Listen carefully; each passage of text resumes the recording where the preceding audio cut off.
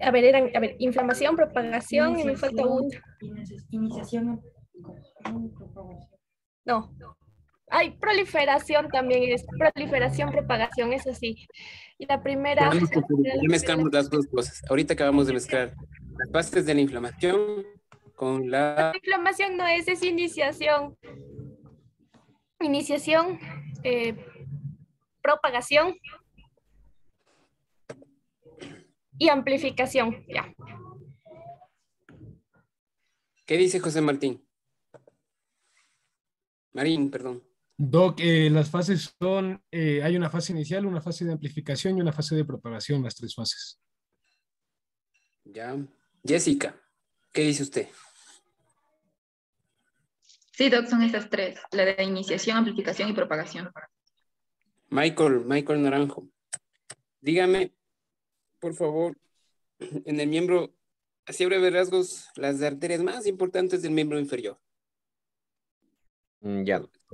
¿Cómo viene desde arriba? Desde la aorta. Empiece desde la aorta y vaya hacia abajo. Entonces sería ilíaca. La ilíaca, el momento en que sale del conducto, se va a convertir en femoral. Después tienes la superficial, la profunda. Tomemos en cuenta de que se va a convertir en la poplitea. Ya nos falta una cosa importante del eje femoral, del eje ilíaco. Si la aorta se divide en dos, son ilíacas. Usted dijo una ilíaca y no es así porque hay una ilíaca que... Ilíaca interna y una ilíaca externa. Sí, eso, la ilíaca interna se encarga de irrigar ¿qué territorios, Carolina Gómez? La ilíaca interna, Doc. Sí. La región pelviana, Doc. La zona de los órganos reproductores. Ya, ¿y qué más? Sí, está bien, los órganos pélvicos, perfectos, son las ramas viscerales. La vejiga, los testículos, los ovarios, una parte del recto también. ¿Listo? ¿Está bien? ¿Qué más? La arteria más grande que rama de la arteria ilíaca interna. Maite Mora.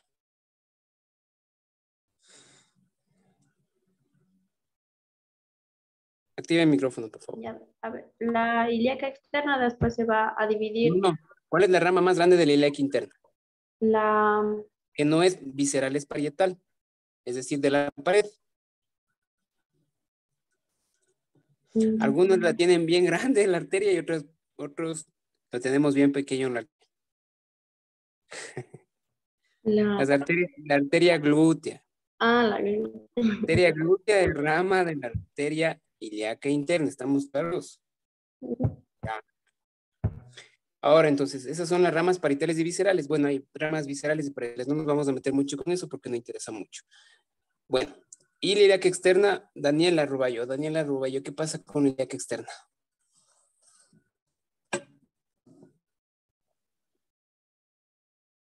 Vamos, Daniela. Ya, a ver, la arteria ilíaca externa, esa va a salir del abdomen y esa pasa por el ligamento inguinal y esa llega hasta el fémur. Ya, ¿y qué pasa cuando pasa el ligamento inguinal? Ya, digamos, entiendo, dice que sale de la pelvis, no del abdomen, exactamente. Ajá, y pasa por detrás del ligamento inguinal. Pasa por detrás del ligamento inguinal, ¿no es cierto? Sí. ¿Ya? Y de ahí, ¿cómo se llama? Y si ya no se llama ilíaca externa, a partir de ese punto, ¿cómo se llama? O sea, llega de ahí al fémur y ahí ya sería la arteria la femoral. Eso. Dentro de la arteria femoral, ¿cuál y cómo está distribuido el eje femoral? Porque son 3 arterias. Ya dijeron por ahí. El primer alumno que me contestó ya dijo. Era la femoral superficial y la profunda. Bueno, entonces primero, antes de eso, es la femoral común. Sí, la femoral común. Un trayecto corto de 1 a 4 centímetros. De ahí hacia afuera, para irrigar el muslo, repito, con el objetivo de irrigar el muslo, la musculatura del muslo en su gran parte, es la femoral profunda. En cambio, la femoral superficial no da ramas muy importantes en el muslo, pasa por la cara interna del muslo. En algunos pacientes caquético, incluso se le puede palpar la arteria en el tercio medio del muslo, lo cual solamente en pacientes muy desnutridos se puede hacer. En una persona común y corriente, incluso sea delgada, no se le puede palpar el pulso porque está detrás del plano muscular, pero está en la cara interna del muslo. En el tercio distal del muslo se va hacia atrás y se convierte Edison Javier Arequipa. ¿En qué se convierte si se va para atrás la arteria femoral superficial? Se va para atrás y hacia atrás. Definitivamente se va a perder atrás. En la arteria popliteal. Perfecto. La popltea se divide en qué nomás. Esta se dividía en la tibial anterior. Perfecto, está bien. La tibial anterior. Imagínense que la poplitea está atrás, ¿no es cierto? Atrás de la rodilla. La tibial anterior tiene que irse hacia adelante. Ya les dije que se tienen que palpar el borde anterior de la tibia. Todos doblen la pierna, pálpense en el borde anterior de la tibia. Y a 1 centímetro, 2 centímetros y medio está del borde de la tibia, de profundidad, está la arteria. A lo largo de toda la tibia, la arteria tibial anterior. Entonces, es una arteria que tiene una angulación importante. Sí, porque si se desprende de la poplitea, se va súper hacia adelante. Digamos, no sé si se puede ver este esquema que estoy dibujando acá. ¿Ya? Esta sería la poplitea, esta sería la tibial anterior. ¿Qué sería esta? Sara Zumárraga. Si esta es la poplitea, esta es la tibial anterior que se va hacia adelante, por eso se va en un ángulo muy abierto. ¿Qué queda? ¿Qué es esto que está aquí? Si esta es la tibial anterior, ¿qué será esto? Perdón, Doc, no aprendí. Sería lo que es la anterior, dijo Doc. La pregunta está clara y su respuesta no es respuesta. La rama circunfleja tubular de la arteria tibial. Nada. No. Vea en su dibujo lo más grande, lo más importante. Edison, usted mismo, vamos. Que parece que sí, que parece que no, no me convence. Edison. A ese nivel, a ver. Ya dije clarito, sí hay una que se llama tibial anterior. La tibial posterior. Tibial anterior. Un poco, pero el tronco tibio peroneo. Del tronco tibio peroneo se desprenden dos. Ahora sí, Sara, ¿cuál sería la una? Ya, Doc, a ver. No, pues viendo sus gráficos, no, con la pura lógica. La peronea. Odalis, ayúdele. La peronea, doctorita, ahí sería la tibial posterior. Entonces el tronco tibio peroneo da dos ramas, sería la peronea y la tibial posterior. La tibial posterior asimismo se dirige hacia abajo, es una arteria larga y atrás del maniolo interno usted la puede palpar el pulso. Todos doblen la pierna, todos párense. Todos. Pónganse de pie. Listo. Ahora hagan un 4. No dije que se pongan en 4, dije que hagan un 4. Ya les veo. Ya. A ver. Dije que se pongan en 4. Digo que hagan un 4, por favor. Ya. Y ahí, en el maniolo interno, está la tibial posterior. ¿Estamos claros? Algunos se preparan, otros no. Ya dije que más o menos, quédense nomás ahí, ojalá se acuerden así, porque no se saben acordar. Próximo que llegue a la consulta a palpar el pulso tibial posterior en el maniolo externo, se queda suspenso directamente. Así, directo. ¿Listo? Ya, entonces, estamos claros, ¿no es cierto? Ya, la tibial posterior da las ramas plantares, internas y externas, y es tan fácil como eso. La tibial posterior se va a la planta del pie y da las ramas plantar externa, plantar interna. La tibial anterior se va al dorso del pie y se transforma en arteria pedia. ¿Estamos claros? La arteria pedia da irrigación a lo que es el dorso del pie. ¿Estamos bien? Entonces, la arteria pedia, ¿dónde le va a palpar el pulso, Luis Daro? Luis, ¿dónde va a palpar el pulso? La arteria pedia se va a palpar entre los ligamentos flexores del primer dedo y segundo dedo del pie, doc. ¿Flexor o extensor? Extensor, doc.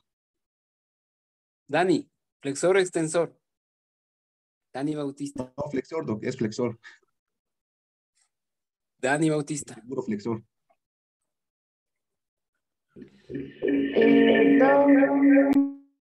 Mande.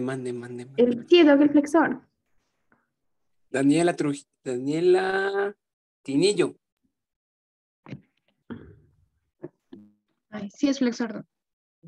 Uy, ¿ya cuántos vamos? Eso les va a quedar de tarea para la próxima para que no se les olvide.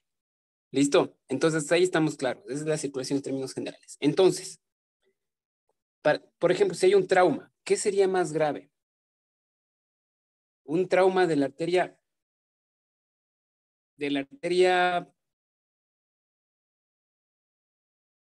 poplitea o de la arteria femoral profunda que irriga el músculo. Christopher, ¿qué cree usted? Eso ya no está obligado a saber, pero ¿qué opina usted? La arteria femoral. El trauma de la arteria femoral, en términos de isquemia, increíblemente no produce tanta isquemia. Porque la femoral superficial, que dije que no da ramas muy importantes, cuando la arteria femoral profunda le pasa algo, compensa la musculatura del muslo. Incluso la puede ligar en casos de extremos. ¿Sí? Pero si usted tiene un trauma de la arteria poplitea, seguramente terminará amputado a nivel supragenicular. ¿Sí? Es decir, sobre la rodilla. Entonces, pero no digo que la arteria femoral profunda no sea importante, porque muchos pacientes, esto es paradójico, porque muchos pacientes con enfermedad arterial periférica tienen oclusiones severas de la femoral superficial y la que nutre al muslo y la pierna, que no es su función, de la pierna me refiero, es la femoral profunda. ¿Estamos claros? ¿Sí me van siguiendo? ¿Quién está perdido? ¿A quién le vi perdido? A ver, ¿quién le vi perdido? Lisset. ¿Puede repetir lo último? Digo que cuando hay enfermedad arterial periférica, la arteria femoral superficial puede estar muy estenótica, igual la poplitea, y la que ayuda a compensar las cosas es la femoral profunda. Y desde la femoral profunda se desprenden ramas que pueden irrigar a la pierna. Por ejemplo, es una rama circunfleja descendente. Sí que está en los gráficos que ya les voy a mandar. De hecho, ya les mandé algunos gráficos y leerán.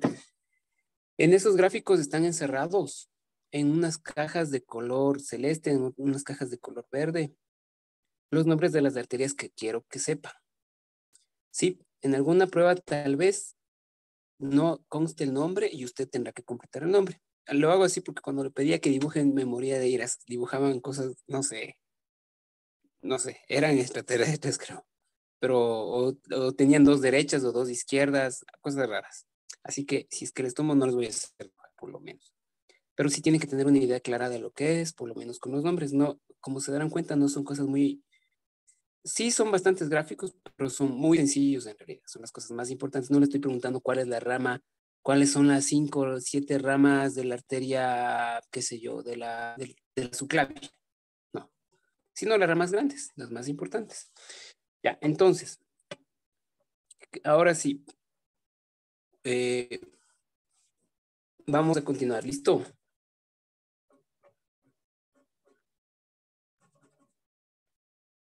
¿A quién le toca exponer hoy? Doc, una cosita. ¿Qué cosita? Doc, en la anterior clase le mandó a consultar a Paulina Cuaical lo que pasaba con la presión venosa en una paciente en decúbito. Ya, ¿qué pasó?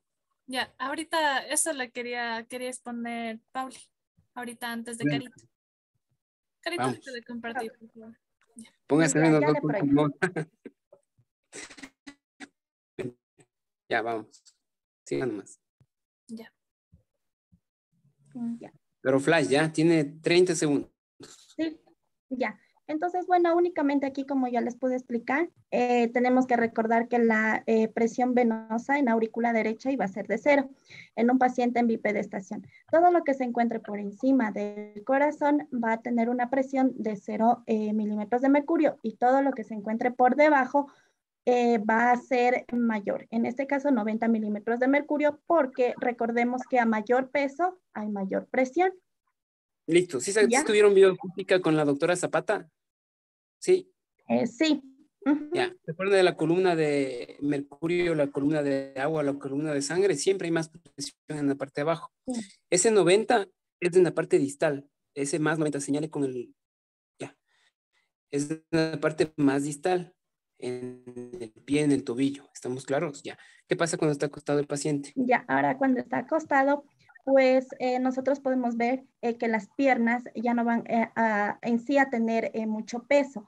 Entonces aquí No las disminuye la presión. de la columna de sangre.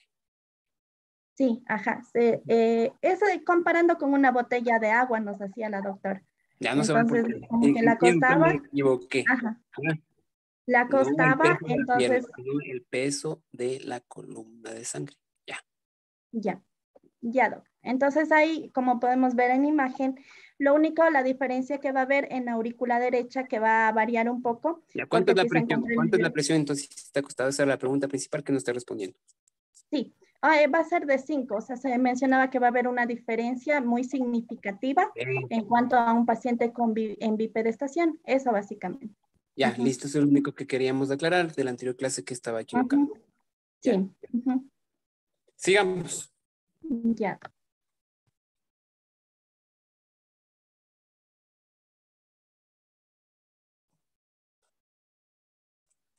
Ya, sí se ve.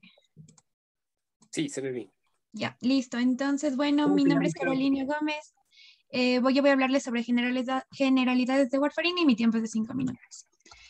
Listo, a ver, ya. Entonces, bueno, la warfarina va a ser un derivado de la cumarina, que es una sustancia que se encuentra en esta planta de aquí que se denomina trébol dulce. Esto se descubrió debido a que se le agregó a la comida, al pienso del ganado, causando lo que es enfermedad hemorrágica bovina. Entonces, a partir de esto se lo extrajo a forma de anticoagulantes y también se le encontró uso como rodenticida, o sea, para los roedores, eliminar roedores. Dentro de sus propiedades tenemos el mecanismo... Veneno para ratas. Ajá. Dentro de sus propiedades, el mecanismo es el antagonismo de la vitamina K. La vía de administración va a ser oral, su inicio de efecto va a ser retardado, ya les voy a explicar por qué.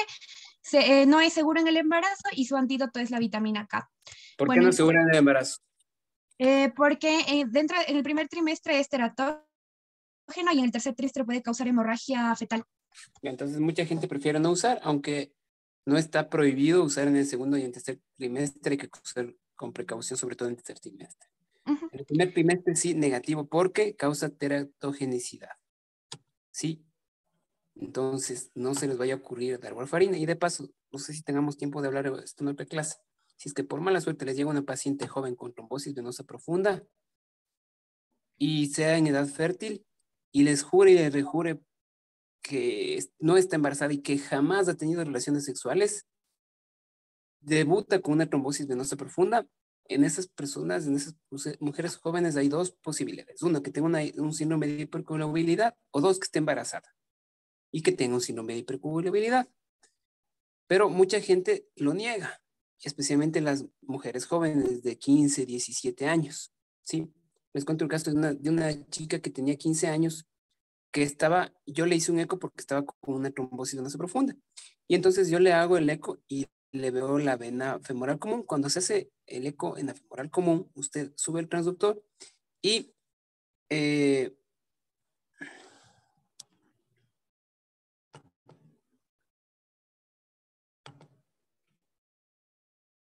Recording in progress.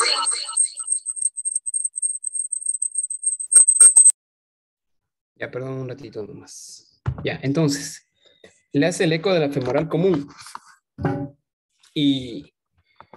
Y cuando ya está trombosada la femoral común, obligatoriamente tiene que investigar los ejes ilíacos. Entonces yo fui a hacer el eco de los ejes ilíacos, de la ilíaca externa, de la ilíaca interna, de la ilíaca común. Y me encuentro con una cabecita de un bebé. Y estaba grandecita. Y después con el cuerpito y con los piecitos del bebé. Está embarazada. Y la mamá estaba al lado. Le digo, señora, su hija está embarazada, ahí está el bebé. Y la hija, no, si yo soy virgen, mamita. Olvídese, no sean ingenuos. Si tienen que esto es lo que sí pueden ver ustedes. Esas son las cosas que sí les pueden llegar a pasar. Tal vez un trauma no les pase a todos. Tal vez de todos los 50 a uno le llegue. Alguno tenga la suerte de que le llegue un trauma. pero más posibilidades tiene que le llegue a una mujer de edad fértil con trombosis venosa profunda. El embarazo está considerado como un factor de riesgo también. Entonces, ya les queda ahí claro. No se les vaya a ocurrir mandar warfarina a una paciente de esa edad y de esas características con signos de trombosis venosa profunda, porque puede ser que le cause teratogenicidad. Clarito. Clarito. ¿Sí? Ya. Ahora sí, siga, por favor. Ya, listo. Entonces, normalmente la vitamina K oxidada se encuentra en forma inactiva y necesita del epóxido reductasa para reducirse y activarse. Y de esta forma activar la gamma-glutamil carboxilasa y para carboxilar los residuos de glutamato de los factores que son dependientes de vitamina K, que son el 2, el 7, el 9 y el 10. Entonces, ya después de esta carboxilación, estos ya se pueden integrar a la cascada de coagulación. Las características del fármaco son que tiene buena absorción intestinal, por eso se los da por vía oral, tiene una amplia fijación a la albúmina plasmática, como ya mencionamos, es capaz de atravesar la barrera placentaria. El efecto de este fármaco se puede observar cuando ya se han agotado los factores de coagulación, entonces esto va a ser dependiente de la semivida de estos factores. El más corto es el 7, que tiene una semivida de 6 horas, luego está el 9 de 24, el 10 de 40 y el 2 de 60 horas. Es por ello que... Espera un momentito ahí. ¿Todavía su profesor, el doctor Terán de farmacología, fue de alguno de ustedes? No, doc. No, bueno. Él hablaba siempre en las clases de una cosa. Y vamos con respecto a la vida media, semivida. Un antigripal, por ejemplo, tiene medicamentos como la loratadina o la cetiricina o la levocetiricina, por ejemplo, que es un antihistamínico que tiene una frecuencia o una vida media larga, por lo tanto se puede dar cada 24 horas. También contiene como segundo factor un analgésico como el paracetamol que se da cada 4 o 6 horas. Y además de eso tiene algún descongestionante vasoconstrictor para la mucosa nasal, que por ejemplo puede tener una vida de 12 horas. ¿Estamos hasta ahí? Entonces, ¿qué es lo que decía este doctor, profesor de farmacología de la universidad? Decía, esos medicamentos no van bien porque usted le está dando una dosis cada 8 horas de un medicamento que se tiene que dar cada 6 horas y de otro medicamento que se tiene que dar cada 24 horas. Por eso no son muy recomendados esos antigripales que tienen más de 2 compuestos. Y en realidad, si no tiene medias similares, es igual. Con la warfarina pasa algo parecido. Con la particularidad de que la warfarina llega a esto. Miren, el factor 7 es 6 horas. El factor, siga leyendo esa partecita. El factor 7... sí, se activó. Ya. El factor 7 tiene una semivida de 6 horas, el factor 9 de 24, el factor 10 de 40 y el factor 2 de 60 horas. Perfecto, hasta ahí. ¿Qué motiva esto, doctora Carolina? ¿Qué motiva todo esto? En este Las grandes caso, diferencias de las vidas medias de los factores de los cuales inhiben. claro, en este caso sería que necesitan agotarse estos factores para que se pueda observar el efecto del fármaco, que tomaría de 3 a 5 días. Uno, ya que es un efecto demorado. Pero noten que hay algunos factores que ya empiezan a ser inhibidos a las 6 horas. Entonces esto le confiere a la warfarina una enorme inestabilidad. Porque si hay factores que ya están inhibidos de las 24 horas, hay otros que están inhibidos recién a las 60 horas. ¿Estamos claros? Entonces esto le da a la warfarina eso que les dije, inestabilidad. Por eso es que muchos pacientes, por más de que el médico le dé la dosis adecuada, tienden a ir en controles súper irregulares del INR. Siga. Ya. Entonces, bueno, como les mencionaba, el efecto máximo se va a presentar de 3 a 5 días y es importante que nosotros individualicemos la dosis debido a que este fármaco tiene bastantes interacciones con factores genéticos, ya sea del metabolismo o con interacción con otros medicamentos. Entonces, una forma de nosotros poder controlar esto es mediante el índice internacional normalizado, que se usa para estandarizar los resultados del tiempo de protrombina mediante un cálculo que se realiza en laboratorio.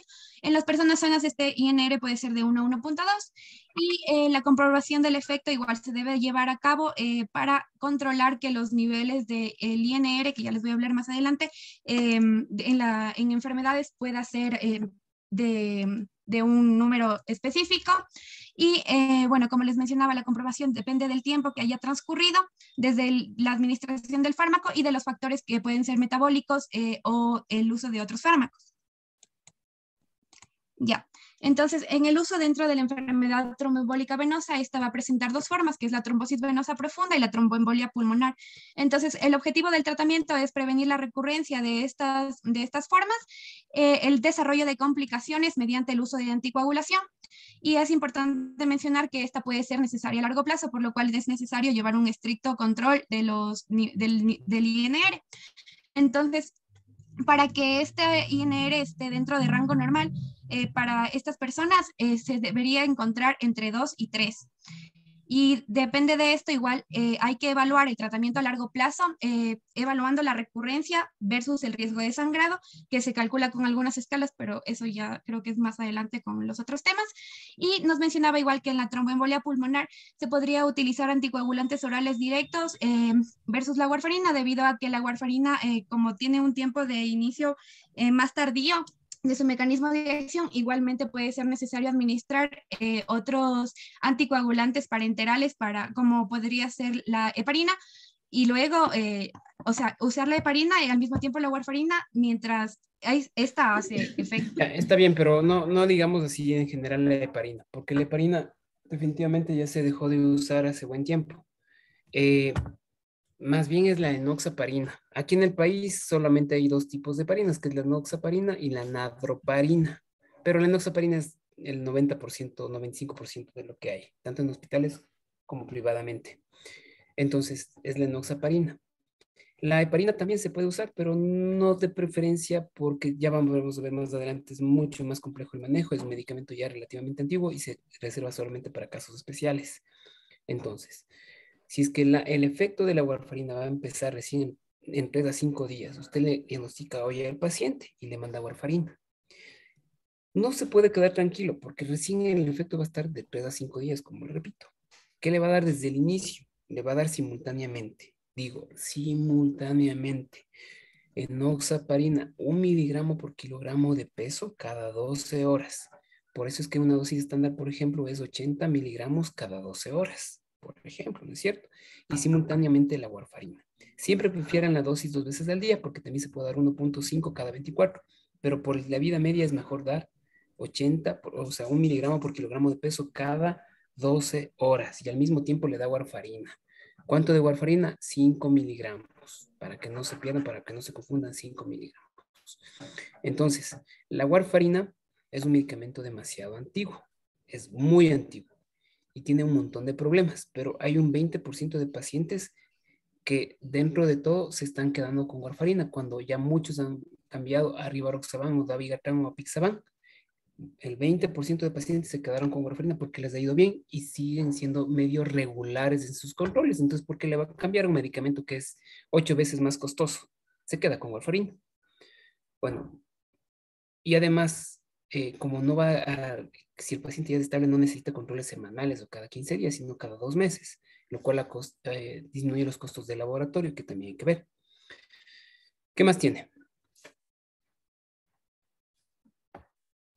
Solo eso, Doc. Eso es todo. Listo, entonces, hasta ahí vamos. ¿Quién sigue? Yo, Doc, ya le comparto.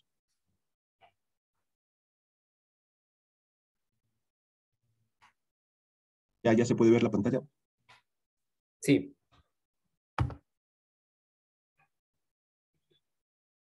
Ya, Doc, entonces yo voy a hablar acerca de lo que es la intoxicación por warfarina. Esperen un Soy ratito, Luis Arre, en tiempo de solamente 4 minutos. esperen un momento, como comentario. Ya, Doc. Uno, les dije cosas importantes sobre la warfarina, ¿no? No dar en pacientes embarazadas.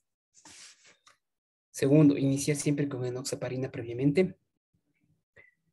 Tercero, si usted no inicia con warfarina, tiene la mala suerte, la malísima suerte de que su paciente tiene un trastorno de la coagulación que significa déficit de proteína S. Puede ser que usted le cause necrosis cutánea extensa, porque en un inicio la warfarina es procoagulante, no anticoagulante. Y lamentablemente puede producir una necrosis cutánea extensísima. Por ejemplo, todo el abdomen, necrosis cutánea. Y si usted pierde la piel de todo el abdomen, no hay de dónde sacar piel. Y esos pacientes a veces terminan falleciendo.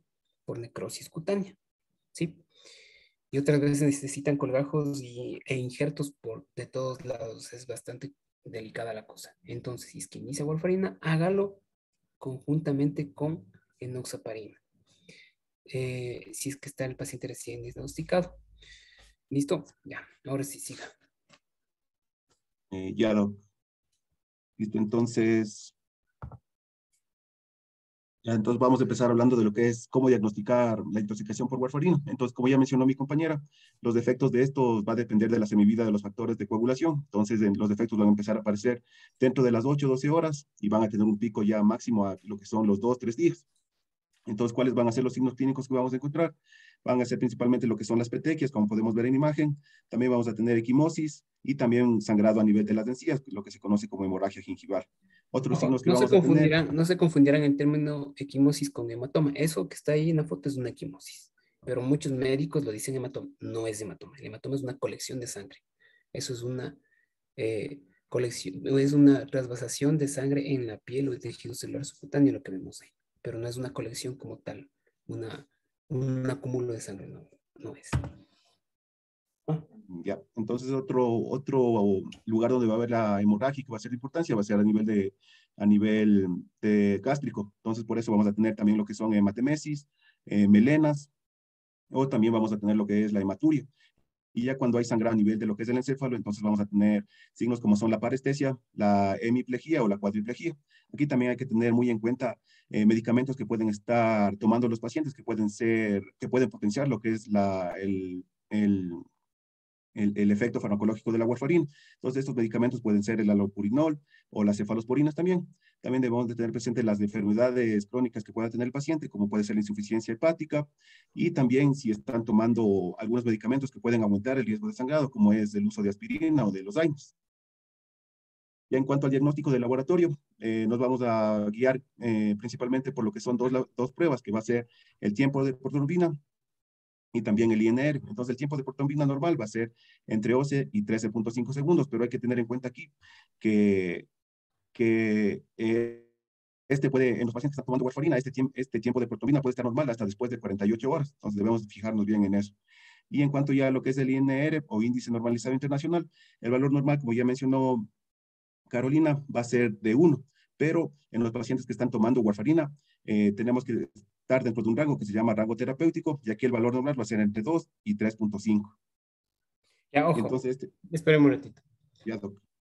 De 2 a 3 para tromboembolia venosa, que incluye trombosis venosa profunda y embolia pulmonar, de 2 a 3, que es lo que nos compete a nuestra materia.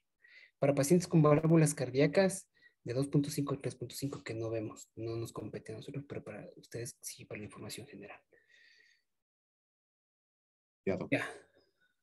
Ya, y ahora entonces ya hablando de lo que es el tratamiento, entonces en primer lugar debemos dar lo que son medidas de soporte, ya que nuestros pacientes pueden estar perdiendo mucha sangre y entonces debemos de fijarnos en si hay signos de shock, y entonces ahí vamos a dar lo que son administración de fluidos o transfusiones de sangre. También debemos de fijarnos en signos de sangrado a nivel del encéfalo, entonces ahí debemos de ya realizar la interconsulta lo que es neurocirugía. También debemos de evitar de realizar procedimientos invasivos o que tengan la posibilidad de lesionar los tejidos, como es, por ejemplo, la colocación de tubos endotraqueales, sondas o catéter venoso central, ya que estos pueden lesionar los tejidos y causar mayor sangrado. Y también debemos de evitar el uso de medicamentos que puedan aumentar lo que es el sangrado, como ya les mencioné, los AINES o cefalosporinas. Otra cosa importante en el tratamiento es la descontaminación. Es decir, aquí cuando el paciente ha tomado mucha warfarina a nivel oral, entonces se puede realizar un lavado gástrico a base de carbón activado. Esto es importante realizarlo siempre y cuando se produzca antes de las primeras 2 horas, después de tomado la warfarina, ya que después de las 2 horas ya hay el vaciamiento gástrico y entonces no sería muy efectivo. Ya, y en cuanto ya a lo que es el tratamiento específico, entonces para realizar esto debemos de fijarnos en los valores de INR y también si el paciente presenta o no sangrado. Entonces vamos a tener 3 escenarios. El primer escenario va a ser cuando el INR esté entre 5 y 9 y no haya sangrado. Entonces, ¿qué es lo que vamos a hacer aquí? Vamos a suspender la warfarina. 5 a 9, pero sin sangrado. O sea, el paciente viene al control y le sale un INR que debería estar en 1.8, por ejemplo, y viene y está con 7.8. 7.8, ya. Pero no sangra ni de la nariz, ni de las encías, ni nada. Sí. Entonces, aquí, ¿qué es lo que vamos a hacer? Es disminuir la dosis de warfarina o suspender la dosis hasta que el INR se encuentre en el rango terapéutico. Además, vamos a dar una dosis de vitamina K que va a estar entre el 1 y 2.5 miligramos por día, que se lo va a dar por vía oral. Y hay que tener en cuenta que lamentablemente aquí en el país no hay forma de conseguir la vitamina K por vía oral. Es difícil. Ya, eso no sabía. Siga. Ya, entonces, si el INR continúa elevado después de 24 horas, entonces debemos de administrar otra dosis de vitamina K. El segundo escenario va a ser cuando el INR es mayor a 9, pero el paciente no presenta un sangrado significativo. Entonces, ¿qué vamos a hacer aquí? Aquí ya suspendemos la dosis de warfarina y la dosis de vitamina K. Va a ser de 2.5 a 5 miligramos por día. Igualmente que el anterior, si continúan los defectos, si no disminuye el índice de INR, entonces después de 24 horas debemos de dar otra dosis de vitamina K. Y el tercer escenario va a ser cuando el INR es mayor de 9, pero aquí sí hay un sangrado significativo que puede poner en riesgo la vida de nuestro paciente. Entonces, ¿qué es lo que vamos a hacer aquí? Suspendemos la warfarina y vamos a dar vitamina K 10 miligramos por vía intravenosa en una infusión lenta. También debemos de dar plasma fresco congelado en una dosis de 15 a 30 miligramos por kilogramo, y a esto se le debe añadir lo que es el factor 7 activado. Y cuando haya la sospecha o cuando ya esté confirmado lo que es la hemorragia intracraneal, entonces, ¿qué es lo que vamos a administrar aquí? El concentrado de complejo protrombínico. Sí. Y eso sería todo. Ya. Ahora, la vida real. Aquí es difícil conseguir factor 7, aunque sí hay. Concentrado de complejo protrombínico también hay, es difícil conseguir. Sí, pero lo que sí se puede conseguir y es efectivo y sirve bastante y le ayuda un montón es la vitamina K intravenosa o el plasma fresco congelado. Ojo, vigilarán las ampollas de vitamina K porque vitamina K que es netamente intramuscular, lo cual no nos gusta mucho porque en un paciente con un INR de 12, por ejemplo, está poniendo inyección intramuscular, no nos gusta mucho, pero si por A o B no se consigue la intravenosa y toca ponerle la vía intramuscular, lo que hay que hacer es una compresión o indicar a la enfermera que haga una compresión en donde se puso la inyección intramuscular, por lo menos en unos 10 minutos. ¿Sí? No una compresión muy fuerte, porque después le puede dar una quimosis significativa, porque obviamente está con estos tiempos prolongados. Siga. Ya, Doc, eso sería todo. Entonces, cuando no tenga la vitamina K oral, nos toca usar la vía intramuscular o vía venosa. Eso nos toca hacer en los casos primeros que mencionó. Ya. Entonces, de hecho, la warfarina ya está saliendo poco a poco al mercado, por esas razones que se les dijo. Pero aquí en el país fue bien difícil y de hecho no está en Rivaroxaban, Davigatran. Bueno, solo Rivaroxaban está en el cuadro nacional de medicamentos básicos, pero con restricciones. No puede darles a todos los pacientes en masa, sino solo a un grupo de pacientes que cumple ciertas condiciones. Eso es un problema porque todos los pacientes, gran parte de los pacientes se liberan de un montón de complicaciones de un medicamento inestable. Con warfarina tiene que llamarle cada 15 días o cada semana al paciente. Es bien cansón, súper cansón, porque el paciente regresa y se pincha otra vez. Y hay pacientes buenos que vienen toda la vida y están pincha y pincha para sacar los valores de INR. También se puede hacer como el Acucheck, que son para determinar la glucosa por ejemplo, en los dedos. También hay un dispositivo igual para medir el INR. Sí, de todas formas, es tan complejo esto que incluso software específicos o elementos de inteligencia artificial para calcular la dosis precisa, lo cual no tenemos en el Ecuador. Es bastante complejo el manejo.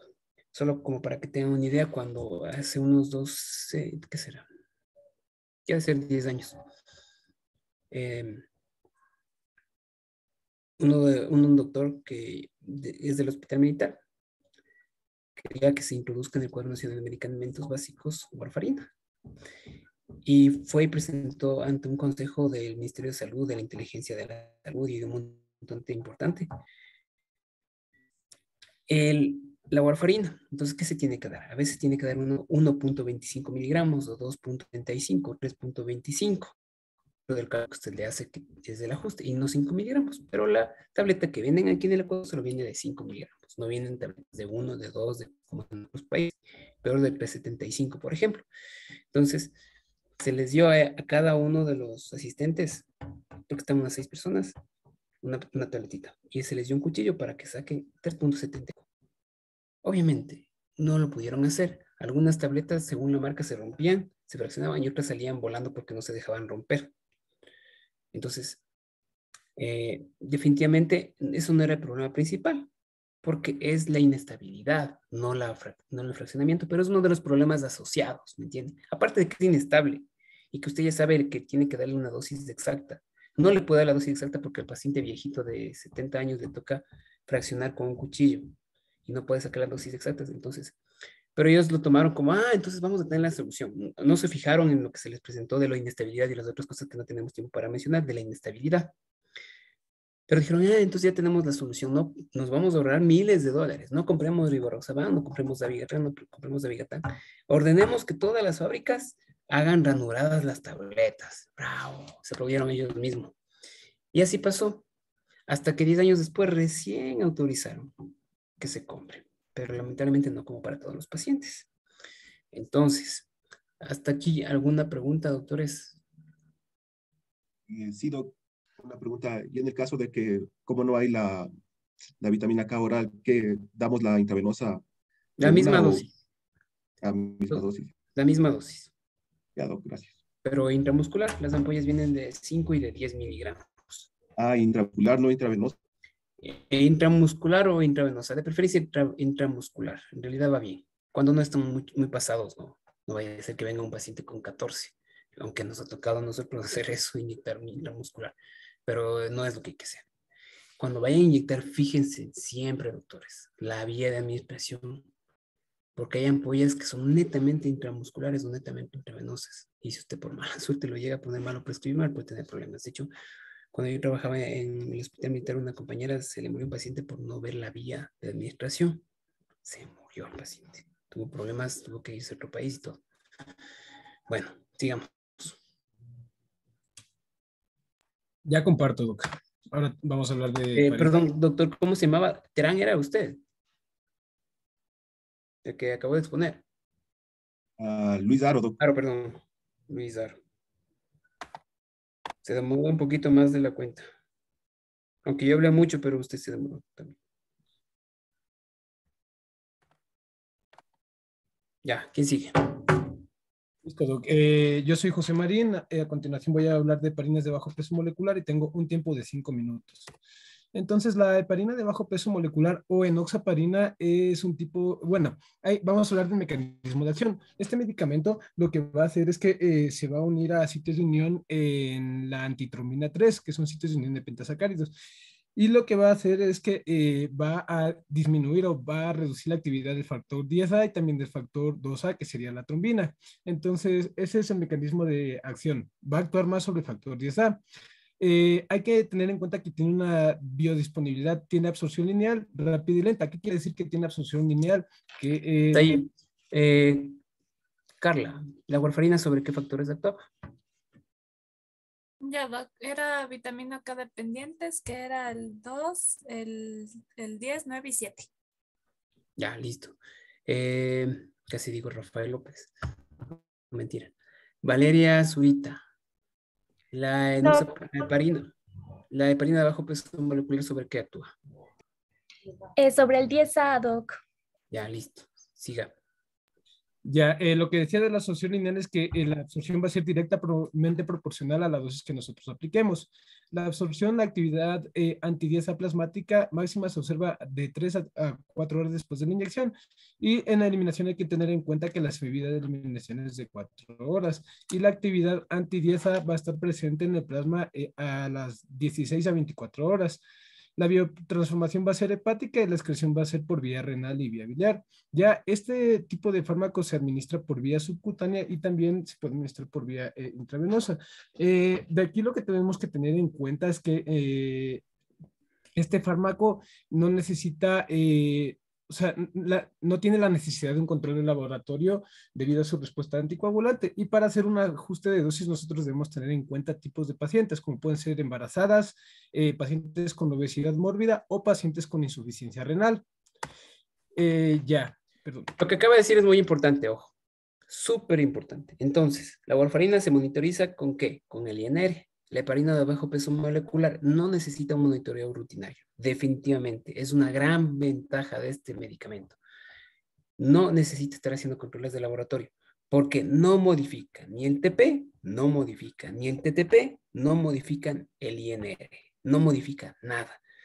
Sin embargo, hay médicos que están bien confundidos y que, por ejemplo, llega un paciente con un INR de 1.7 que no toma warfarina o un TTP de 55 que no toma ningún anticoagulante y dicen, es que está recibiendo heparinas de bajo peso molecular.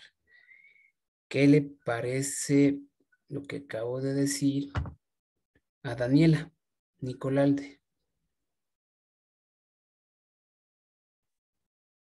Doctor, lo que dijo que no necesitan el monitoreo por lo que están recibiendo y que la vuelta, la de la warfarina, sí El se buen se va a controla. olvidar para siempre en sus vidas, ¿ya? Ya. Vuelta. Ya les dije. ¿Continúa, Doc? No. No Bueno. no me ha respondido bien la pregunta. Daniela. Eso le entendí. Usted mismo, entonces. Doc. Sí. ¿Puede repetirme la pregunta, por favor? Que es que... Entonces, sí, usted está exponiendo. ¿Quién quiere decir? Doc, no tendría sentido porque está diciendo que la heparina de bajo peso molecular no modifica el TP ni el INR, entonces no sería el causante. Perfecto. ¿Quién fue? María Emilia Bamonde. Ya. Entonces, ¿a quién le echamos la culpa? Paul Melgar. ¿O a qué le echamos la culpa? Están programados los tiempos. Hay como 10 causas. Solo dígame una. Y usted debe saber por qué eso no es de cirugía vascular. Es de medicina interna, de hemato, de gastroenterología. Básicamente. Quizá, Doc, que no afecta los factores K dependientes. Ya, ¿y eso qué significaría? Ya, bueno, no tiene una idea clara, pero si es que sigues con su razonamiento va a llegar al punto. ¿Alguien le quiere ayudar o alguien ya se le vino a la mente? José. No, puede ser que también esté tomando otro anticoagulante. Y eso olvidémonos, no está tomando otro anticoagulante. ¿A qué órgano le echamos la culpa? Ya más fácil. Podría ser algún problema a nivel hepático. Eso. Si el paciente tiene un problema hepático, insuficiencia hepática, cirrosis hepática, incluso subdiagnosticada, puede tener alteraciones de la producción de proteínas, enzimas y un montón de cosas. Y muchos de esos factores se generan en el hígado. Entonces, si tiene déficit, puede tener prolongación de los tiempos de coagulación. ¿Sí? De hecho, hay algunos pacientes que no tienen ni alteración del TP, ni del TGO, ni del TGP, o sea, ASLT, ALT, de las transaminasas. Pero sí tienen alteración de la producción y usted le ve los tiempos prolongados. Y también, ¿qué le pediría? ¿Qué examen le pediría? La albúmina. La albúmina suele estar bien baja en esos pacientes porque no producen albúmina. ¿Sí? Entonces es la insuficiencia hepática. Puede ser transitoria también en algunos pacientes.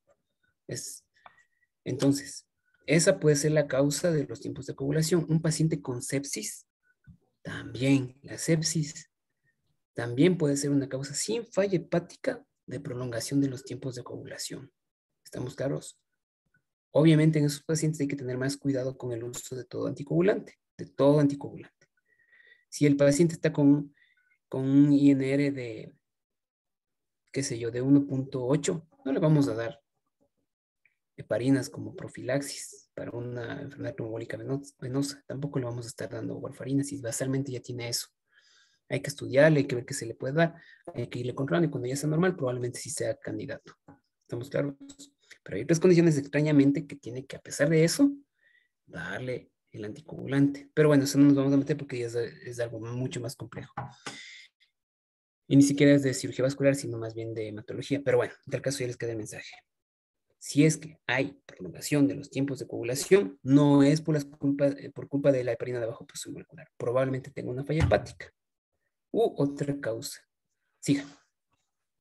Ya, lo que a breve mención, la administración subcutánea se debe alternar en la pared abdominal anterolateral izquierda o también a la derecha y también en la posterolateral izquierda o derecha. Por eso traje este gráfico. Ya. En las indicaciones, solo voy a mencionar estas indicaciones y luego voy a hablar de la dosis en las que nos compete a nosotros. Las indicaciones se da para profilaxis de la enfermedad tromboembólica venosa en pacientes quirúrgicos con riesgo moderado o alto, en los cuales han recibido cirugía ortopédica o cirugía general, y aquí también se incluyen a las cirugías oncológicas. También se da en la prevención de la formación de coágulos durante hemodiálisis, en la profilaxis de enfermedad tromboembólica venosa en pacientes médicos con una enfermedad aguda como puede ser la insuficiencia cardíaca, y también que tenga movilidad reducida con un aumento del riesgo de tromboembolismo venoso. Entonces aquí se da una dosis de 20 miligramos o 2.000 unidades internacionales una vez al día subcutánea. En pacientes con riesgo elevado se da... Dice, pacientes con enfermedad tromboembólica venosa en pacientes con enfermedad aguda y movilidad reducida en aumento del riesgo de tromboembolismo venoso. Esa dosis es demasiado baja, la de 20 miligramos. La de 20 miligramos es una buena dosis para pacientes como profilaxis que tengan insuficiencia renal, porque la insuficiencia renal hace que el medicamento recircule. Entonces, dicho sea de paso, insuficiencia renal con aclaramiento de creatinina menos de 30. Repito, insuficiencia renal con aclaramiento de creatinina menos de 30 le tiene que dar la mitad de la dosis de enoxaparina que le toque. Para profilaxis, la dosis es de 40 miligramos una vez al día. Entonces, si es que tiene menos de 30 de aclaramiento, le va a dar 20 miligramos una vez al día. Repito, la dosis de profilaxis para la enfermedad tromboembólica venosa es de 40 miligramos una vez al día. ¿Sí? Repito, la dosis de tromboprofilaxis para la enfermedad tromboembólica venosa es de 40 miligramos una vez al día por vía subcutánea. Richard Tenesaca, pon atención. Pregunta capciosa, ya le estoy avisando para que no se confunda. ¿Cuál es la dosis de tratamiento de la enfermedad tromboembólica venosa?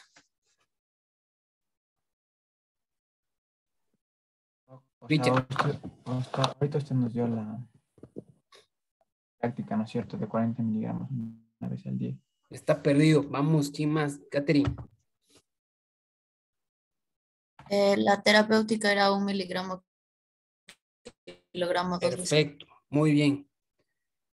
1 miligramo por kilogramo de peso cada 12 horas. Entonces es bien diferente. Si usted le quiere prevenir una trombosis, le va a dar 40 miligramos una vez al día. Y si el paciente ya tiene una embolia pulmonar o una trombosis venosa profunda, no le va a dar dosis profilaxis, le va a dar dosis terapéutica, anticoagulación terapéutica, no anticoagulación profiláctica. Repito, para la enfermedad tromboembólica venosa. ¿Ya? No se confundan. Aquí hay una enorme confusión en algunos casos.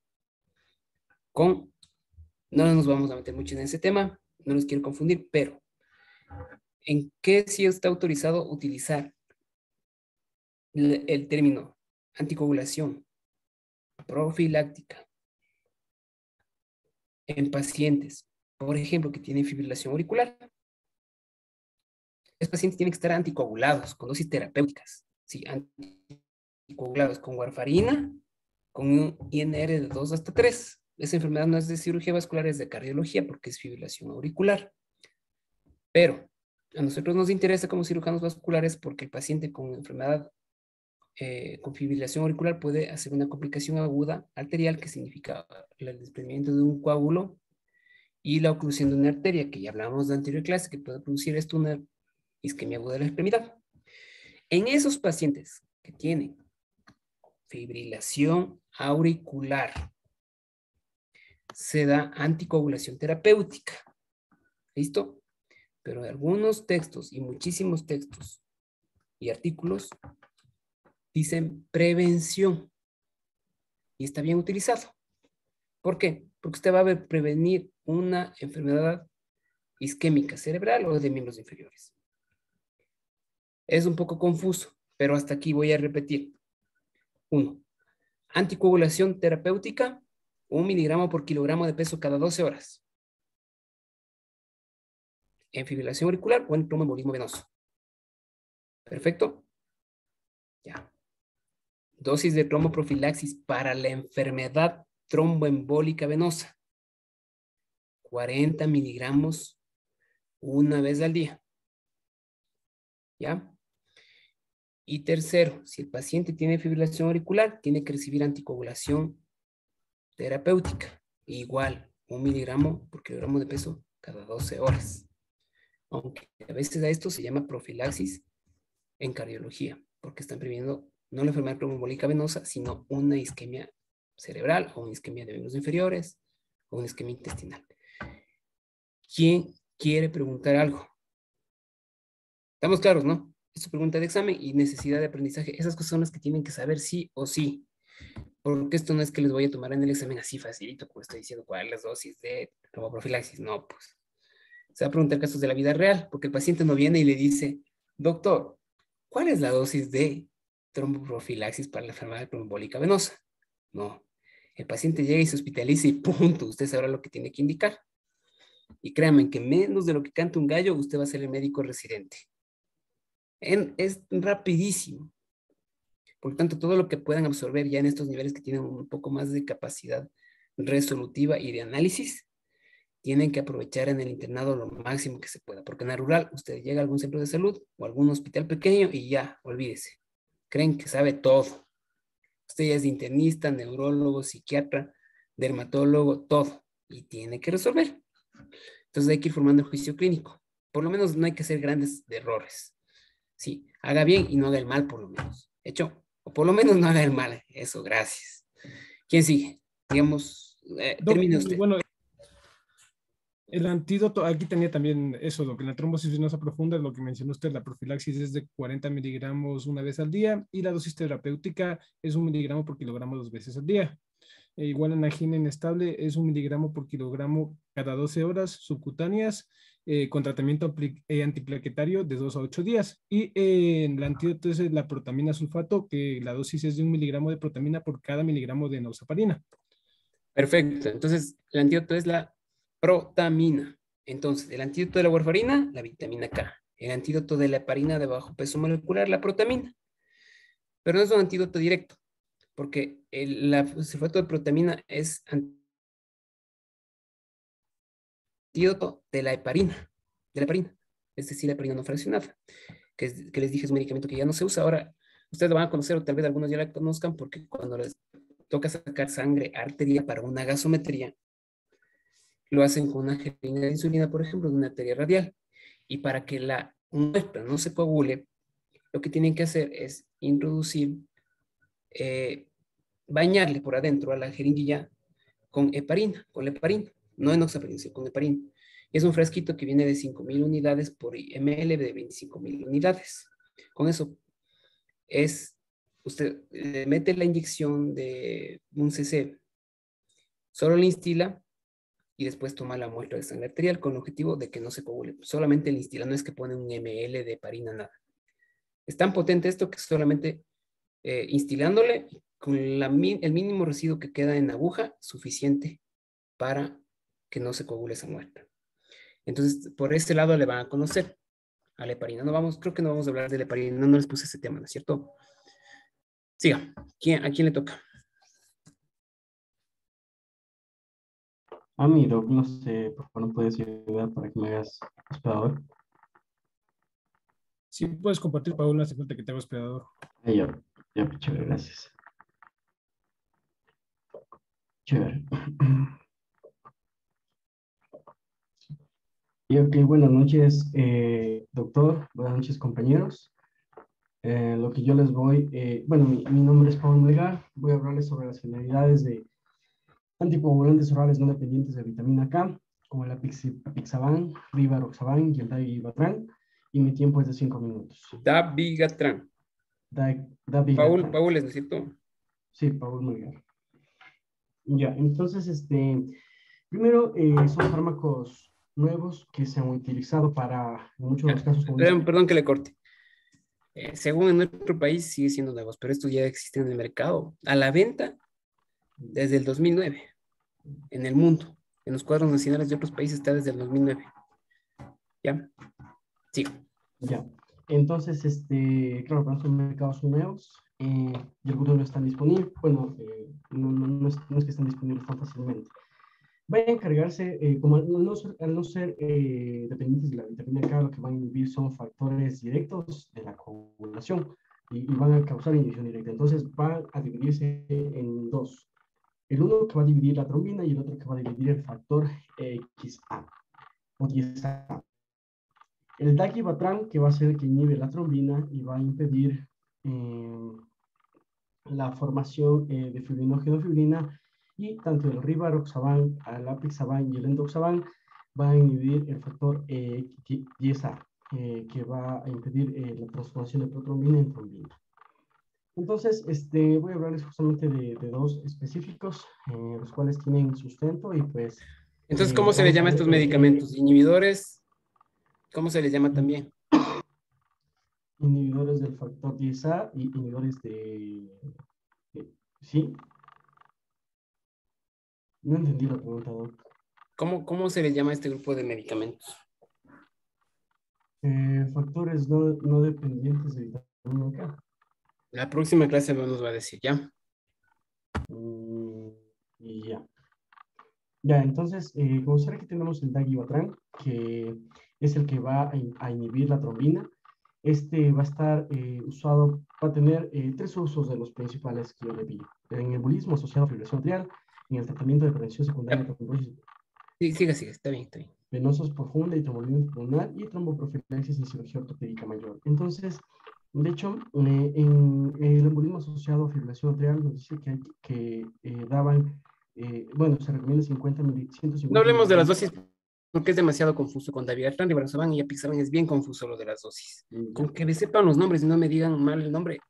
Ahora, todos van a activar el micrófono. Todos.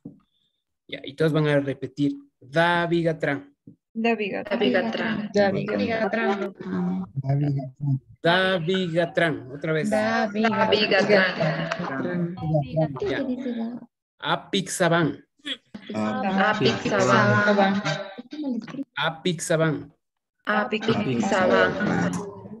Todos, no están activando todos los micrófonos. Ahora déjenme ver quién no está. Rivaroxaban.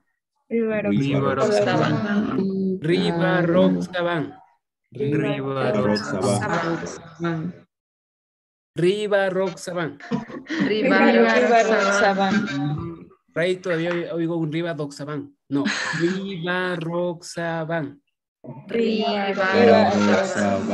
Más lento. Ya, entonces estamos claros. Por lo menos tienen que estar familiarizados con los nombres. ¿Estamos claros? Listo, ya. Entonces no nos metemos a las dosis. Entonces, es para los mismos usos de la warfarina, definitivamente. Para la fibrilación auricular, como prevención de los eventos adversos de la fibrilación auricular, eventos trombóticos. Para la trombosis venosa profunda, para la tromboembolia pulmonar y para la tromboprofilaxis de cirugía ortopédica mayor.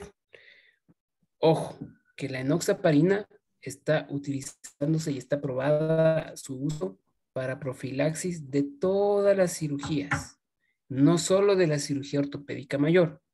Se opera de la vesícula, puede hacer prevención de tromboembolismo con enoxaparina. Tiene un cáncer, una trombosis, perdón, tiene un cáncer y quiere hacer tromboprofilaxis porque el paciente se va a hospitalizar y le van a operar de un tumor, enoxaparina.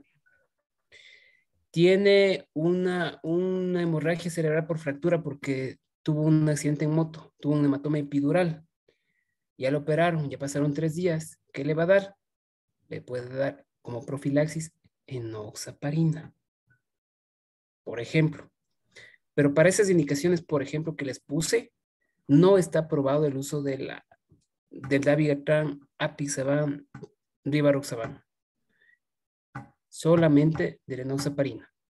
En cuestión de tromboprofilaxis, para lo que sí está aprobado dabigatran, apixaban y rivaroxaban, es para cirugía ortopédica mayor de cadera y rodilla, no para todas las cirugías ortopédicas mayores. solo para la cirugía ortopédica mayor de cadera y rodilla. Lamentablemente es así. ¿Y por qué digo lamentablemente? Porque a pobres pacientes todavía les toca pincharse. Todavía no hay un medicamento que sea vía oral, como para todos, como para lo que debería ser, ¿no? No existe todavía. Para profilaxis. Repito, profilaxis. Ya, entonces, Lizeth, puede usar enoxaparina, puede usar dabigatran a dosis de profilaxis en un paciente que se fracturó el tobillo y que va a estar inmovilizado con yeso por 3 meses.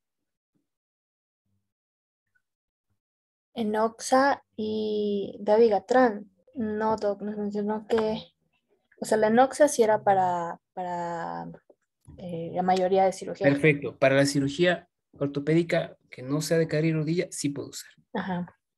Pero no puedo usar dabigatran, apixaban o rivaroxaban. ¿Listo? No. Porque no es de cirugía de cadera ni tampoco de rodilla. Ajá, cirugía mayor. Ya. Listo. ¿Alguna pregunta? No. Una confusión común que van a escuchar ustedes muchas veces, un error que ya no es muy tolerable a estas alturas de tanta investigación que hay, es que para cirugía de cadera y rodilla hay algunos traumatólogos que siguen mandando como profilaxis, no enoxaparina, no rivaroxaban, sino aspirina. Y la aspirina es de efecto placebo para el médico, porque para el paciente ni de placebo sirve. Bueno, siempre servirá de placebo, digo como solamente como un contraste. Pero no sirve la aspirina como medida tromoprofiláctica. No sirve. Punto final. Que algún tiempo hubo alguna evidencia que por ahí, que por acá, puede ser, pero ya las guías dicen que no.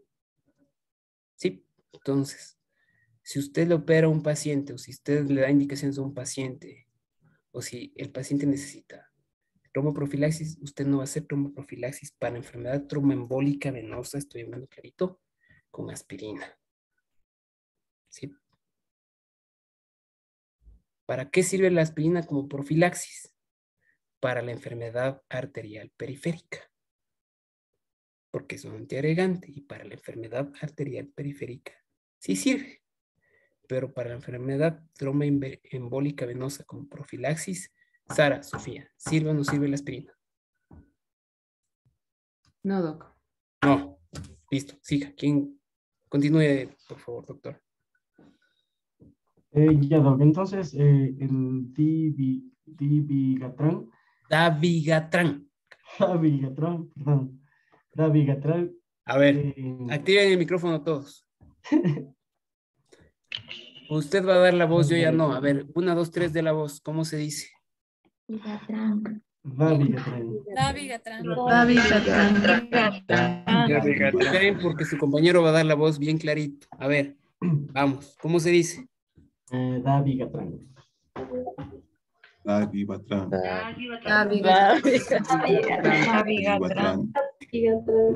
Bueno, diga, el otro medicamento que empieza con A. ¿Cuál es? Apixaban.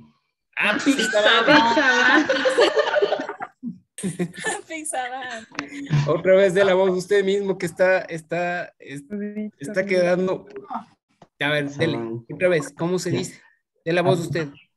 Apixaban.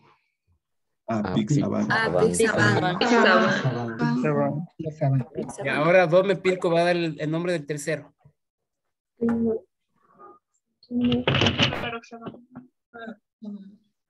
No le escuchamos. Rivaroxaban. ¿Cómo? Rivaroxaban. Dome. Rivaroxaban. Todos vamos a hacer silencio. Otra vez no le escuché. Rivaroxaban. ¿Cómo?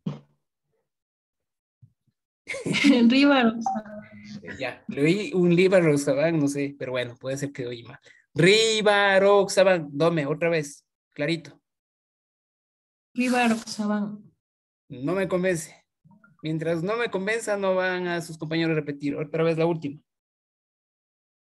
Rivaroxaban. Ya, ahí sí. Listo, entonces. Cuidado en algún examen me vayan a poner un nombre cambiado, por favor. Ahí sí. O sea, después de esta clase, prohibido para ustedes poner nombres diferentes. David Gatán, Riva Roxaban, Apixaban, punto. ¿Quién sigue? Ya, perfecto. Ya, entonces, respecto al David Gatrán, Avance nos esa mencionó. diapositiva y ya termine. Ok. Bueno, y de aquí era del Rivaroxaban, que va a inhibir el factor 10A. Igualmente, podía usarse para el embolismo asociado a fibrilación atrial, para la trombofibrilasis en cirugía de reemplazo de cadera.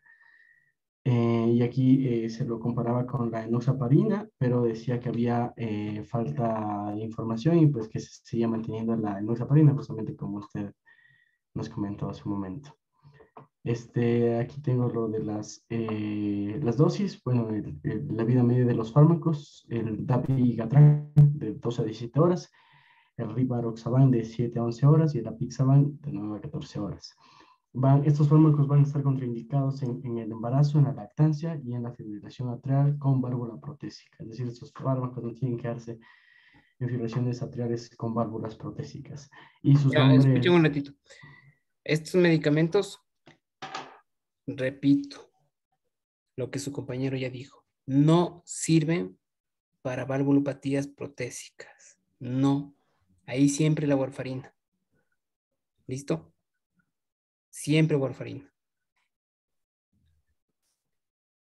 Estos bueno, siga. Ya. Bueno, y respecto a los nombres comerciales, el dabigatran, disculpa si aquí está mal escrito, el dabigatran, su nombre comercial es Pradaxa, el rivaroxaban, Xarelto y el apixaban, Eliquis. Y respecto a lo que comentó ahorita, había encontrado un poco de evidencia y decía que se considera que para el embolismo asociado a fibrilación atrial se habían encontrado los mismos resultados o mejores resultados con el uso de dabigatran en comparación al uso de warfarina. Usted ya leyó algún texto que tiene un poco de sesgo. Lo único que demostraron es no inferioridad, a pesar de todo. ¿Ya? Eso demostraron. Pero ojo, que yo creo que es un sesgo que es ya difícil de corregir porque cuando ustedes están en suyo clínico, los pacientes que están con warfarina están súper bien manejados con warfarina. Y eso en la vida real casi es imposible. Así que por ese lado probablemente sí sean mejores los anticoagulantes orales directos. Así se llaman, anticoagulantes orales directos. También les dicen anticoagulantes orales no dependientes de vitamina K. Porque Araceli Tibán, ¿cuál es el anticoagulante dependiente de vitamina K? Es la warfarina. Perfecto. Entonces estos también se les conoce como anticoagulantes directos orales no dependientes de vitamina K. Entonces, miren, la diana terapéutica es el dabigatran, la trombina, el rivaroxaban, el factor 10 y el apixaban, el factor 10. ¿Estamos claros? Ya. Entonces, ¿cuál existe en el cuadro nacional de medicamentos básicos? El rivaroxaban. ¿Por qué? No sé, porque desde mi punto de vista no es el mejor. Y según los estudios del que parece que es mejor, digo, parece, porque no hay estudios comparativos directos, es el apixaban. Pero el que tenemos en el cuadro nacional tiene una gran ventaja, que es tanto en profilaxis como en tratamiento, se da una sola vez al día. En términos generales, porque al inicio sí se da rivaroxaban 2 veces al día, pero solo los primeros 20 días. Pero de todas formas sigue siendo una ventaja, porque en largo plazo usted le puede dar a un paciente que tenga fibrilación auricular una vez al día, una sola vez al día, y no estar tomando 2 veces al día. Ustedes saben que eso mejora enormemente el cumplimiento. ¿Listo? ¿Con qué se monitoriza rivaroxaban, apixaban, dabigatran, doctor?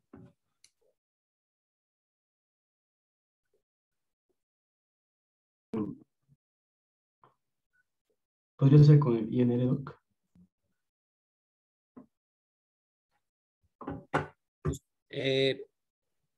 Usted me contestó eso. ¿Cómo se llama usted, doctor? Soy expositor, Paul. Sí, ¿cómo se llama usted? Paul. Paul. No.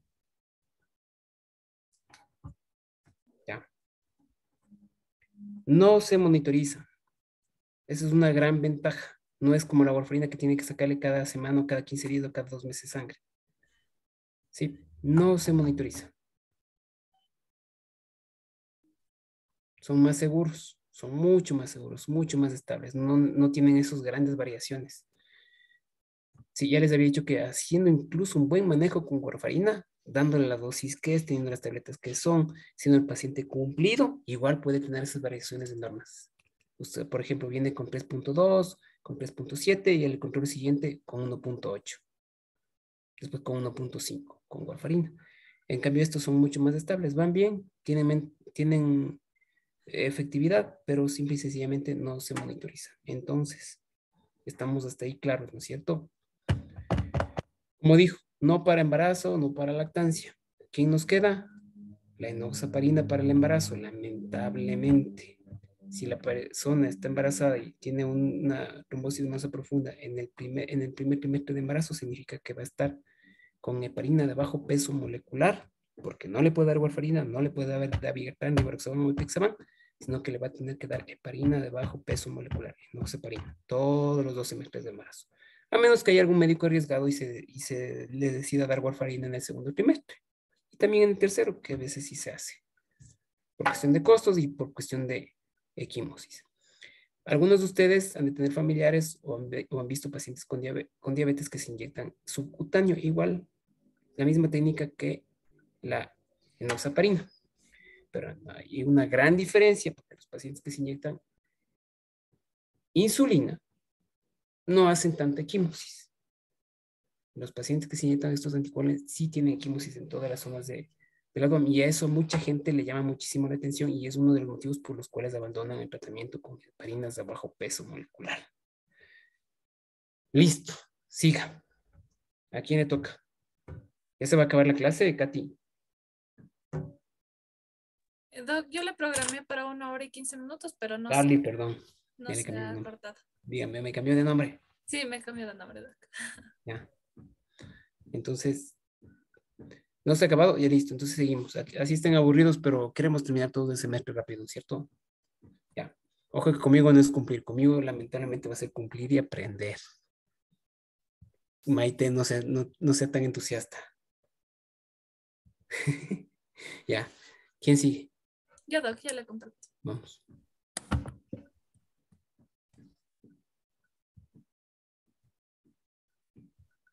José, perdón, Paul era, ¿no es cierto? Melgar era, ¿no es cierto? Sí.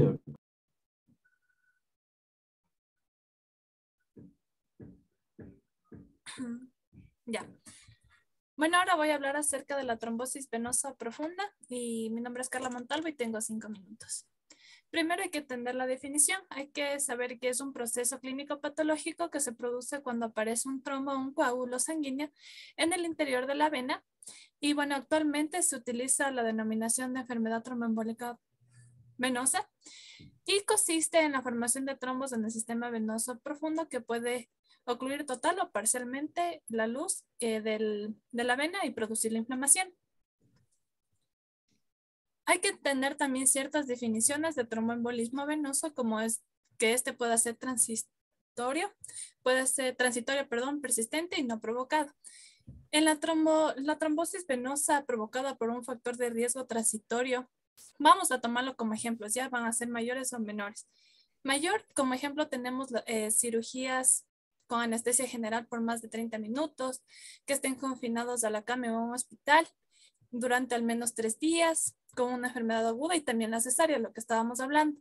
Y también riesgos transitorios menores, como por ejemplo puede ser cirugía con anestesia general, pero menos de 30 minutos, terapia de estrógenos, embarazo, puerperio. En cambio, el tromboembolismo venoso provocado por un factor de riesgo persistente. Un momentito, solamente como observación, verán, ese nombre de no provocado ya debe irse eliminando. Sí, hace 1 año y medio más o menos salió una publicación donde explica que mejor es utilizar el término de etiología no conocida o etiología conocida.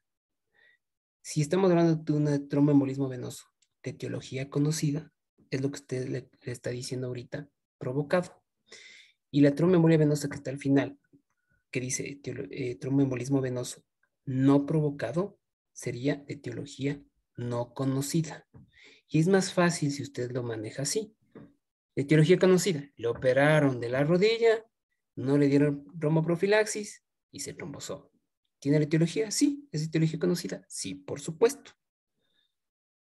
Etiología no conocida. Estaba caminando y sintió un dolor en la pierna y después de unas 4 horas se le hinchó la pierna, después se le hinchó el muslo y la pierna. ¿Le operaron? No. ¿Se golpeó? No. ¿Estuvo operada de algo? No. ¿Tiene cáncer? No. O no sé. Esa es etiología no conocida. Entonces, etiología conocida y etiología no conocida. Ya. Listo. Entonces, en los factores de riesgo persistente tenemos, por ejemplo, el cáncer. En el cáncer se tienen que seguir ciertas condiciones, como que si no ha recibido tratamiento curativo, que existe evidencia de que el tratamiento no ha sido curativo y el tratamiento del cáncer esté activo. Y algunas condiciones no malignas como la enfermedad inflamatoria intestinal. Y como el logo ahorita nos dice, en vez de esta denominación, vamos a hacer causas no conocidas. Con respecto a la trombosis venosa profunda y sus proximal y distal, con respecto a la trombosis venosa profunda distal, afecta a las venas tibiales posteriores o anteriores, al gastrocnemio, al peroneo o al sóleo. No, al gastrocnemio no, a las venas gastronémicas, a las venas soleares. Ya. Sí. El gastrocnemio o gemelo, sí, son los gemelos, todos cuerpos los gemelos. Hay unos gemelos, a ver, los gemelos varones, por favor, en la pantorrilla, en la pantorrilla. En la parte posterior están los músculos, ¿no es cierto? Los gemelos, externo e interno. Ahí, dentro de los músculos gemelos, hay unas venitas. Son más bien como lagos venosos, no son como la típica vena que es un conducto largo, sino como le digo, un lago venoso, como un lago, tal cual.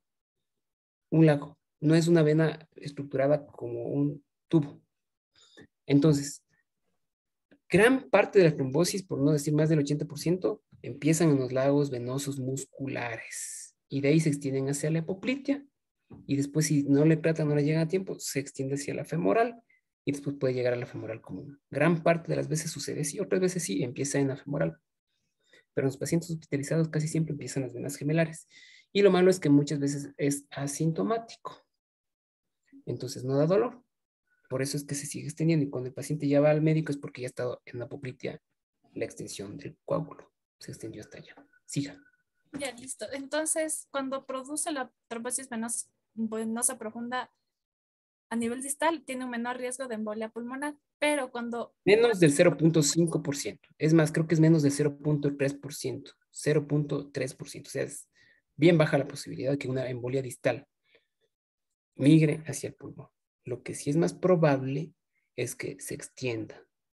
No una embolia, pero sí una extensión, por ejemplo, la apoplitea. Eso sí puede pasar si no se diagnostica. Pero también hay muchísimos casos que el paciente está hospitalizado o está en cama, pasa asintomático, vuelve a caminar porque ya pasó su periodo de enfermedad y la trombosis nunca se extendió y ni siquiera le dolió. Sí. Ya. Listo, y con respecto a la trombosis venosa profunda proximal, afecta en cambio aquí venas ilíacas femorales y apopliteas, y aquí sí hay un mayor riesgo de embolia pulmonar. Ahí sí es ya mucho más alto el riesgo, puede llegar al 3 a 5% y en algunos casos hasta mayor. Ajá. Con respecto a la fisiopatología y lo que todos hemos conocido acerca de la trombosis venosa profunda, hay ciertos factores que favorecen, como por ejemplo aquí la triada de Virchow. Tenemos la éstasis, la lesión endotelial y la hipercoagulabilidad. Como ustedes pueden ver en este diafragma, cuando se juntan estos tres factores, hay un mayor riesgo de padecer la trombosis venosa profunda. Ejemplo de ectasia venosa, ejemplo.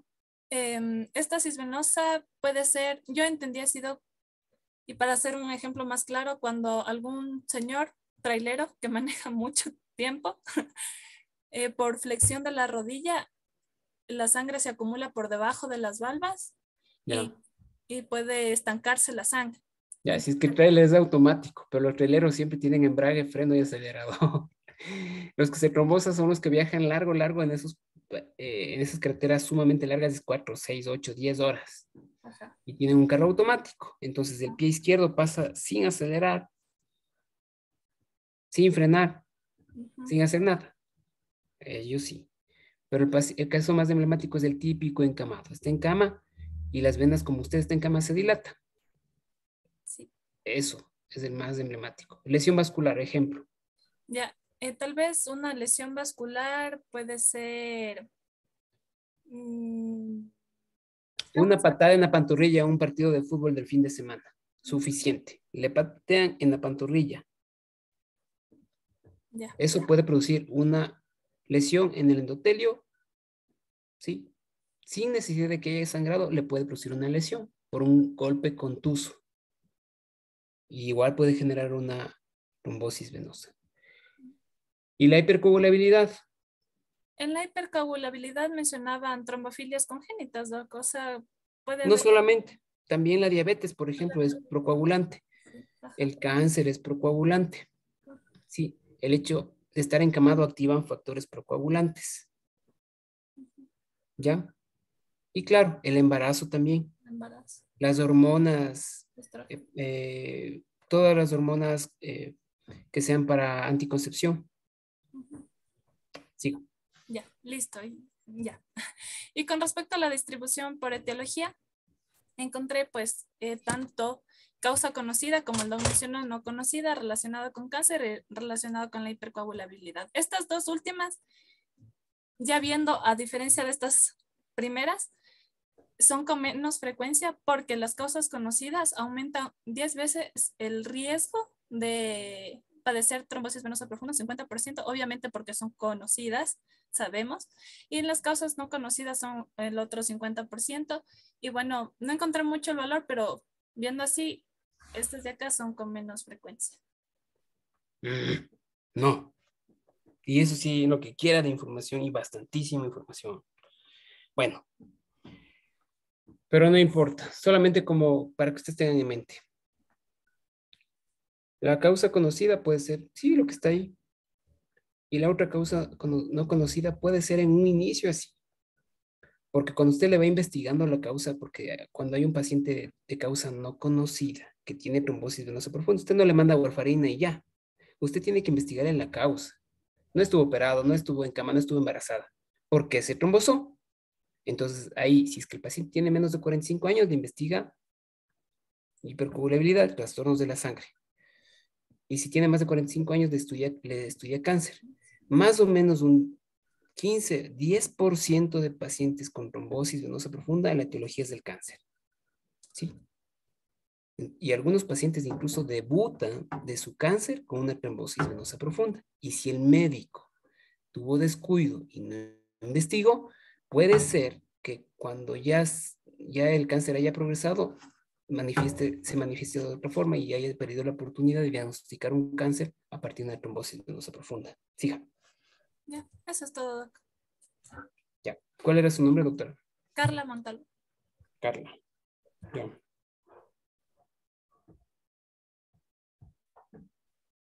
Doc. Sí. Los chicos, bueno, usted sabe que estamos también en rotaciones y estamos tanto... Ya listo, ya son las 9:30, están libres. Sí, por favor. Ya, nos vemos la próxima semana. Ya, listo, doc. No me trata. Ya chicos, vayan muy bien. Ya, doc, hasta luego. Hasta luego, doc. Gracias. A ustedes.